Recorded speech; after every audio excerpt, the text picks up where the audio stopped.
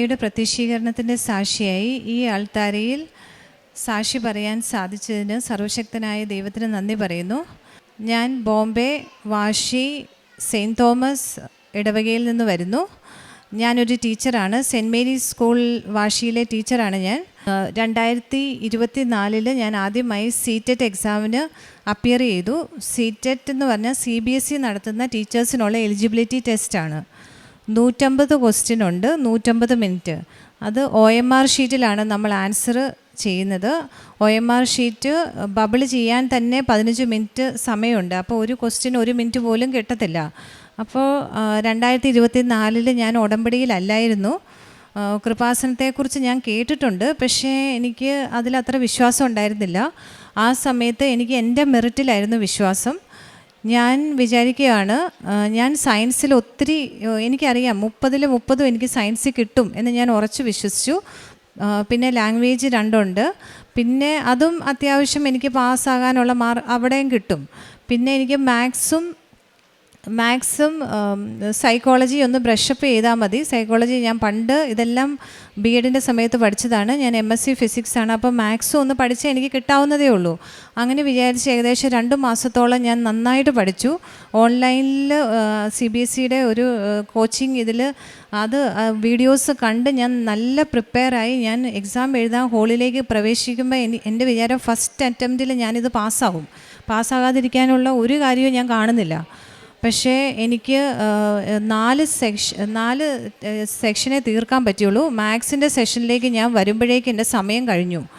Result വന്നപ്പോഴേക്കും എനിക്ക് 90 mark കിട്ടേണ്ട സ്ഥാനത്ത് 83 മാർക്കിന് എനിക്കത് മിസ്സായി. അതിനുശേഷം ഇത് 2024 2025 CBSE ഈ പരീക്ഷ നടത്തിയതേയില്ല.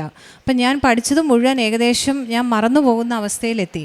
2025 ഒക്ടോബർ 20 ഞാൻ ഓൺലൈൻ ഉടമ്പടി എടുത്തു. അപ്പം ഓൺലൈൻ ഉടമ്പടി എടുക്കാനുള്ള കാരണം ഞങ്ങളുടെ പള്ളിയിൽ കൃപാസനത്തിൽ വളരെയധികം പ്രേക്ഷിതരുണ്ട്. ഞാൻ വേദപാഠ ടീച്ചറാണ്. അത്യാവശ്യം എനിക്ക് ഭക്തിയുള്ള ആളാണ്. അപ്പോൾ ഞാൻ വേദപാഠം പഠിപ്പിക്കുന്ന ഒരു കുട്ടി വന്നിട്ട് എന്നോട് പറയുകയാണ്, ആ കുട്ടി കൊന്ത ചെല്ലുമ്പോഴേക്കും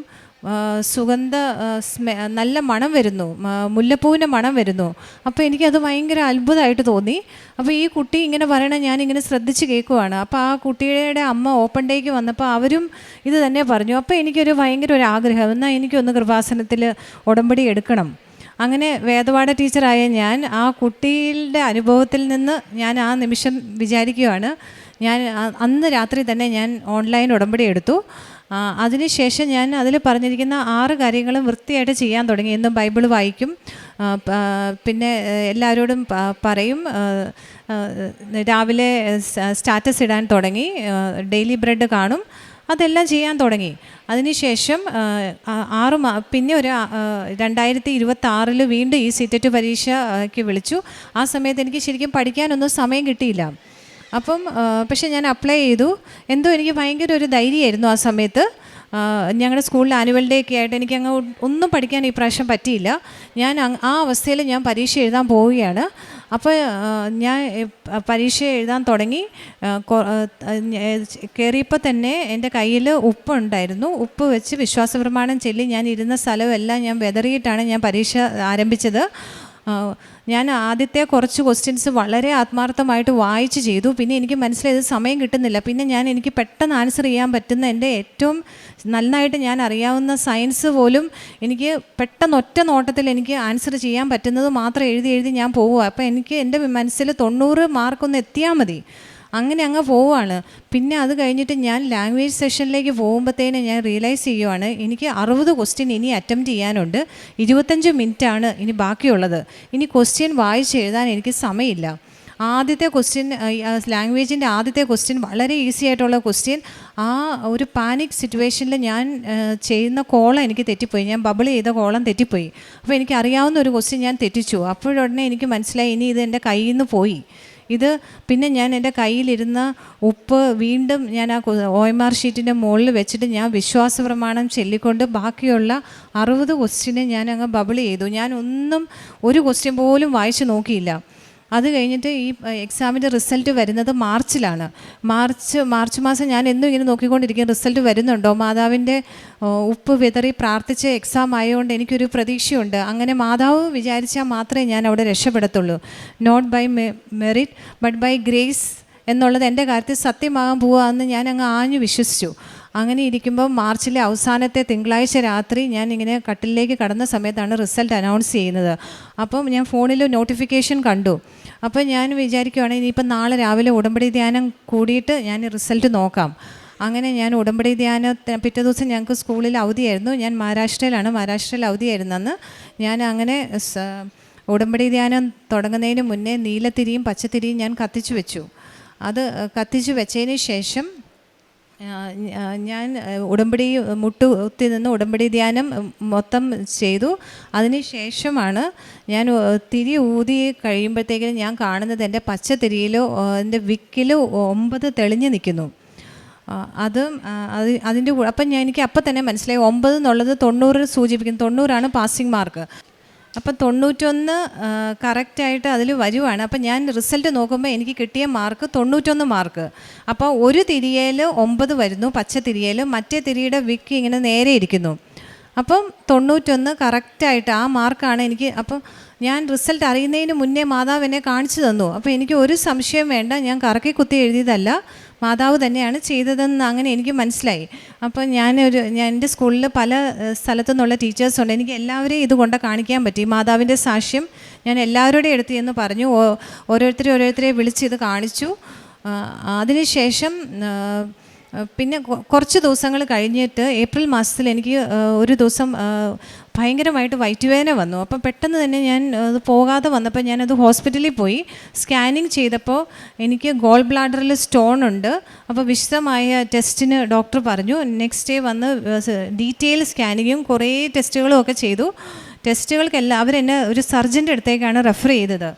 അവർ സർജൻ്റെ അടുത്ത് റെഫർ ചെയ്തു. സർജൻ എല്ലാ ടെസ്റ്റുകളും ചെയ്ത് അവസാനം ഒരാഴ്ചയ്ക്ക് ശേഷം എന്നോട് പറഞ്ഞു, നിങ്ങളുടെ ഇത് ഗോൾ ബ്ലാഡറിലെ സ്റ്റോൺ കൊണ്ടല്ല നിങ്ങൾക്ക് വേദന വന്നത്, പിന്നെയുള്ളത് ഗൈനക്കോളജിസ്റ്റിനെ കാണുക എന്നുള്ളതാണ്.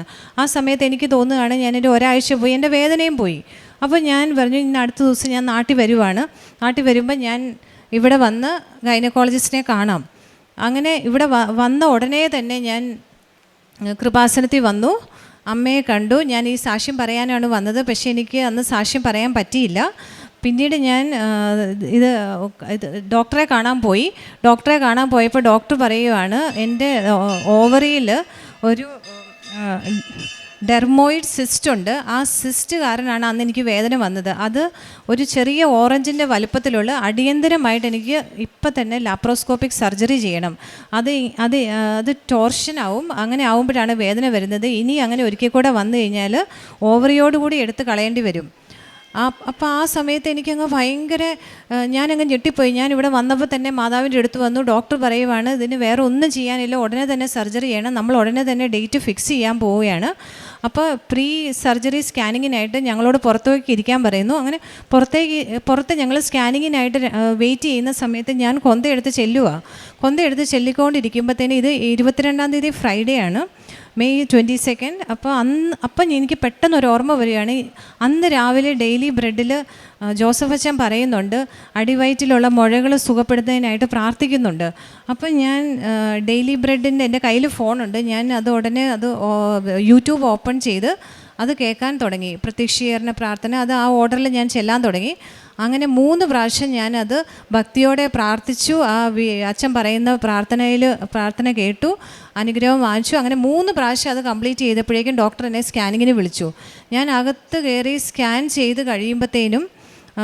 ചെയ്യുമ്പോഴത്തേനും ഈ ഡോക്ടർ എന്നോട് ചോദിക്കുവാണ്, നിങ്ങൾ എന്തിനാ ഇതിൽ പറഞ്ഞിരിക്കുന്ന ഡെർമോയിഡ് സിസ്റ്റ് ഇപ്പോൾ അവിടെ കാണാനില്ല, അതിന് പകരം അവർക്കൊരു ക്ലിയർ സിസ്റ്റ് കാണാം, അതൊരു ചെറുത്. ഇവർ ആദ്യം റിപ്പോർട്ടിൽ ബോംബെയിലുള്ള ഹോസ്പിറ്റലിൽ നിന്നുള്ള അനുസരിച്ചാണെങ്കിൽ ഇതൊരു വലിയൊരു സിസ്റ്റാണ്, പക്ഷേ അതൊന്നും ഇപ്പോൾ കാണാനില്ല. അത് പൂർണ്ണമായിട്ടും ഡോക്ടർ ഉടനെ പറയുകയാണ്, ഇനി നിങ്ങൾക്ക് ലാപ്രോസ്കോപ്പിക് സർജറി ആവശ്യമില്ല, നിങ്ങളുടെ ഇത് ഡെർമോയിഡ് സിസ്റ്റ് ഇല്ലാത്തതുകൊണ്ട് ആവശ്യമില്ല എന്ന് പറയുന്നു.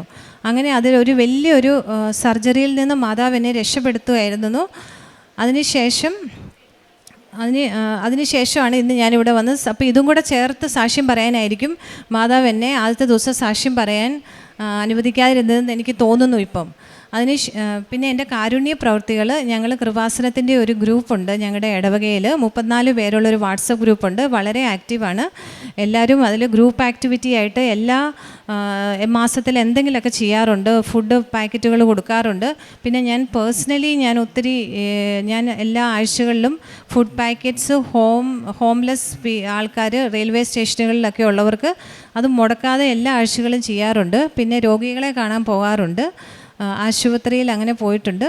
പിന്നെ പത്രം ഞാൻ കഴിഞ്ഞ വർഷം ഡിസംബറിൽ ഇവിടെ നാട്ടിൽ വന്നപ്പോൾ ഡിസംബർ 24 ഞാൻ തീർത്ഥാടന ഉടമ്പടി എടുത്തിരുന്നു. അപ്പോൾ ഇവിടുന്ന് മറാഠി പേപ്പറും ഇംഗ്ലീഷ് പത്രവും ഒക്കെ വാങ്ങിച്ചിരുന്നു. അതെല്ലാം ഞാൻ അവിടെ ചെന്ന് ഒരു മാസത്തിനുള്ളിൽ തന്നെ എനിക്ക് പരിചയമില്ലാത്തവരുടെ അടുത്ത് പോയി മാതാവിനെക്കുറിച്ച് പറഞ്ഞ് ഞാൻ ഇംഗ്ലീഷും മറാഠി പേപ്പറും എല്ലാം എല്ലാവർക്കും കൊടുത്തു. പിന്നെ എൻ്റെ കയ്യിലിരുന്ന മലയാളം പത്രങ്ങൾ കുറച്ച് പേര് വന്ന് മലയാളം പത്രം വേണമെന്ന് പറഞ്ഞപ്പോൾ ഞാൻ അവരുമായിട്ട് എക്സ്ചേഞ്ച് ചെയ്തു. അവർക്ക് വേണമെന്ന് പറഞ്ഞപ്പോൾ ഞാൻ കൂടുതൽ എനിക്ക് മനസ്സിലായി ഞാൻ മലയാളികളോട് തന്നെ പറഞ്ഞിട്ട് കാര്യമില്ല, പള്ളിയിലുള്ള എല്ലാവർക്കും മാതാവിനെക്കുറിച്ച് അറിയാം. അപ്പോൾ ഞാൻ വിചാരിച്ചു മലയാളം പത്രമല്ല എനിക്ക് വേണ്ടത്, മറാഠി പത്രമാണ്. അങ്ങനെ ഞാൻ കൂടുതൽ മറാഠി പത്രങ്ങൾ വാങ്ങിച്ച് ബാക്കിയുള്ളവർക്ക് ഡിസ്ട്രിബ്യൂട്ട് ചെയ്തു. പിന്നെ എൻ്റെ ആത്മീയമായി എനിക്ക് വളരെയധികം വ്യത്യാസമുണ്ട്. എനിക്ക് തന്നെ അറിയാം എൻ്റെ ദേഷ്യം എന്ന് പറയുന്ന, അങ്ങനെ എനിക്കൊരു ദേഷ്യവും മുൻകോപവും ഒക്കെ ഉണ്ടായിരുന്ന ഒരാളാണ്. പക്ഷേ ഇപ്പോൾ അതൊന്നും എൻ്റെ ജീവിതത്തിലില്ല. എനിക്ക് ആരോടും ഒരു ദേഷ്യം ഇപ്പോൾ തോന്നാറില്ല. ഞാൻ നോക്കുമ്പോൾ എല്ലാവർക്കും എന്നോട് ഭയങ്കര സ്നേഹമാണ്. ഞാൻ വിചാരിക്കുന്നത് ഇതിന് മുന്നേ അങ്ങനെ ആയിട്ട് എനിക്ക് തോന്നിയിട്ടില്ല. ഇപ്പോൾ എന്തുകൊണ്ടാണ് എല്ലാവർക്കും എന്നോട് സ്നേഹം തോന്നുന്നത്? അപ്പോൾ അവരല്ല മാറിയത്, ഞാനാണ് മാറിയത്. എൻ്റെ ഉള്ളിൽ വന്ന ആ ചേഞ്ചിൽ നിന്നാണ് എനിക്കിപ്പോൾ എല്ലാവർക്കും എന്നോട് ഭയങ്കര സ്നേഹമാണെന്ന് തോന്നുന്നു. അതാണ് ഇവിടെ ഈ അൾത്താരയിൽ വന്ന് സാക്ഷ്യം പറയാൻ സാധിച്ചതിന് ഞാൻ ഒരിക്കൽ കൂടി മാതാവിനും നന്ദി പറഞ്ഞുകൊള്ളുന്നു. വിശുദ്ധ മത്തായിയുടെ സുവിശേഷം 2-ാം അധ്യായം 9-10 തിരുവചനങ്ങൾ. രാജാവ് പറഞ്ഞത് കേട്ടിട്ട് അവർ പുറപ്പെട്ടു. കിഴക്ക് കണ്ട നക്ഷത്രം അവർക്ക് മുമ്പേ നീങ്ങിക്കൊണ്ടിരുന്നു. അത് ശിശു കിടക്കുന്ന സ്ഥലത്തിന് മുകളിൽ വന്നു നിന്നു. നക്ഷത്രം കണ്ടപ്പോൾ അവർ അത്യധികം സന്തോഷിച്ചു. അഞ്ജു സണ്ണി എന്ന മകളുടെ പ്രത്യക്ഷീകരണ സാക്ഷ്യം. ഒരിക്കൽ കൂടി നാം ഒരു ടീച്ചറിൻ്റെ സാക്ഷ്യമാണിത്. സീറ്ററ്റ് എക്സാം പാസ്സായതിൻ്റെ വലിയ സാക്ഷ്യമാണിത്. സീറ്ററ്റ് CBSE എലിജിബിലിറ്റി ലഭിക്കാനുള്ള എക്സാമാണിത്. മകൾ പറയുകയായിരുന്നു, ഇതൊരു അസാധ്യതയുടെ സാക്ഷ്യമാണ്. പരിശുദ്ധ അമ്മയ്ക്ക് മാത്രമേ മധ്യസ്ഥത്തിലൂടെ തന്നെ ഈ കടമ്പ കടക്കാൻ സാധിക്കുകയുള്ളൂ എന്ന് മകൾ ശക്തമായി വിശ്വസിക്കുകയും ആ അനുഗ്രഹം പ്രാപിക്കുകയും ചെയ്തതിൻ്റെ നന്ദി പ്രകാശനമാണ് ഈ പ്രത്യക്ഷീകരണ സാക്ഷ്യം. തികച്ചും മെറിറ്റിൽ ഡിപ്പെൻഡ് ചെയ്ത് ജീവിച്ചിരുന്ന ഒരു മകളാണ് അഞ്ജു സണ്ണി. സയൻസിൽ എനിക്ക് 30-ൽ 30 മാർക്ക് കിട്ടും, വളരെ കോൺഫിഡൻസ് ഉള്ള മകളാണ്. പക്ഷേ എല്ലാം കൈവിട്ടു പോകുന്ന ഒരവസ്ഥയിൽ പരിശുദ്ധ അമ്മയോട് ശക്തമായി പ്രാർത്ഥിച്ച് നേർച്ച വസ്തുക്കളുടെ ഉപയോഗത്തിലൂടെ ഒരു കൊച്ചുകുഞ്ഞ് പറഞ്ഞു കൊടുത്തു, ഞങ്ങൾ ജപമാല ചൊല്ലുമ്പോൾ ഞങ്ങൾക്ക് സുഗന്ധാഭിഷേകം ലഭിക്കുന്നു. ജ്ഞാനികളിൽ നിന്നും വേഗികളിൽ നിന്നെല്ലാം മറിച്ച് കുഞ്ഞുങ്ങൾക്ക് പല കാര്യങ്ങളും ഈശോ വെളിപ്പെടുത്തുമെന്ന് നമ്മോട് വാഗ്ദാനം ചെയ്തിട്ടുണ്ട്. കുഞ്ഞുങ്ങളിലൂടെ ഒരുപാട് കാര്യങ്ങൾ നാം പഠിക്കുന്നതായി നമുക്കറിയാം. കുഞ്ഞുങ്ങളാണ് നമ്മളെ ടീച്ചേഴ്സിനെ പോലും പലതും പഠിപ്പിക്കുന്നത്. അമ്മ തന്നെ, മാതാവ് തന്നെ മകൾക്കൊരടയാളം കൊടുത്തു. നിനക്ക് ലഭിക്കാനിരിക്കുന്ന മാർക്ക് 91 മാർക്ക് അത് തിരിയിൽ കൃത്യമായി എഴുതി കാണിച്ചുകൊണ്ട് മകളെ ആശ്വസിപ്പിക്കുകയും സന്തോഷിപ്പിക്കുകയും വളരെ ശക്തമായി ഇവിടെ ഇന്ന് സാക്ഷ്യം പറയാനായിട്ട് സാധിക്കുകയും ചെയ്യുന്നതിന് നന്ദി പറയുകയാണ്. ടീച്ചേഴ്സിനെ സംബന്ധിച്ച് ഇന്ന് ബഹുമാനപ്പെട്ട ജോസഫ് അച്ഛൻ ദിവ്യബലിയുടെ സമയത്ത് പറയുകയായിരുന്നു, പാസ്റ്റിൻ്റെ ലെസൺസ് പഠിപ്പിച്ചിട്ട് പ്രസൻറ്റിലുള്ള ഇഷ്യൂസ് ഫേസ് ചെയ്യാൻ പഠിപ്പിക്കുന്നതാണ് ഉടമ്പടിയെന്ന്. നമ്മൾ ഒരു ഗ്രാമർ പഠിപ്പിക്കുന്നതിലൂടെ നമ്മുടെ ജീവിതത്തെ പഠിപ്പിക്കാൻ നമുക്ക് സാധിക്കുന്നെങ്കിൽ ഒരു ടീച്ചറിൻ്റെ ജീവിതം വളരെ ശക്തമാകുന്നു. അത് ഉടമ്പടി എങ്ങനെയാണ് പാസ്റ്റും പ്രസൻറ്റും കണക്റ്റ് ചെയ്യുന്നതെല്ലാം നാം ഉടമ്പടി ജീവിതത്തിലൂടെ മനസ്സിലാക്കി അത് പ്രാക്ടിക്കലായി അപ്ലൈ ചെയ്യുന്ന ഒരു വലിയ വിധി കൂടിയാണ് ഈ ഉടമ്പടി പ്രാർത്ഥനാ പദ്ധതി.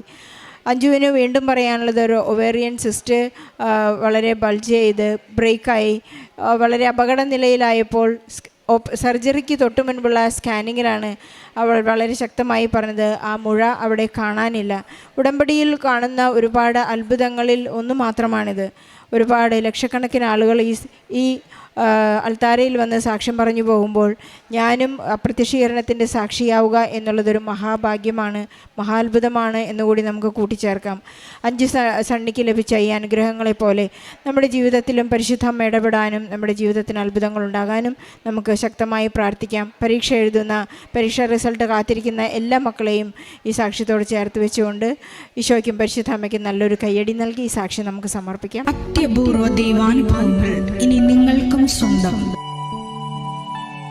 ഈ യൂട്യൂബ് ചാനൽ ഇതുവരെ സബ്സ്ക്രൈബ് ചെയ്തിട്ടില്ലെങ്കിൽ ഇപ്പോൾ തന്നെ സബ്സ്ക്രൈബ് ചെയ്യുക. ഈ വീഡിയോ ഇപ്പോൾ തന്നെ നിങ്ങളുടെ സുഹൃത്തുക്കൾക്ക് ഷെയർ ചെയ്തുകൊണ്ട് കർത്താവിൻ്റെ പ്രേക്ഷിതരാകുക.